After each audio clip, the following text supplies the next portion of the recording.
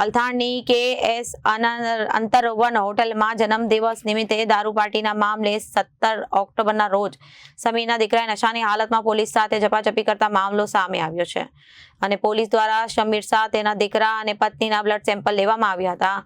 તે સમયે પોલીસે નોટિસ આપીને સંતોષ માની લીધો. અલથાણની KS અંતરવન હોટલમાં જન્મદિવસ નિમિત્તે દારૂ પાર્ટીનો મામલો 17 ઓક્ટોબરના રોજ સમીરના દીકરાએ નશાની હાલતમાં પોલીસ સાથે ઝપાઝપી કરતા મામલો સામે આવ્યો હતો. પોલીસ દ્વારા સમીર શાહ, તેના દીકરા અને પત્નીના બ્લડ સેમ્પલ લેવામાં આવ્યા હતા, જે તે સમયે પોલીસે નોટિસ આપીને સંતોષ માની લીધો હતો. ત્યારબાદ મીડિયાના અહેવાલોથી ભાંડો ફૂટ્યો. પોલીસે સમીર શાહની દીકરાની અટકાયત કરી.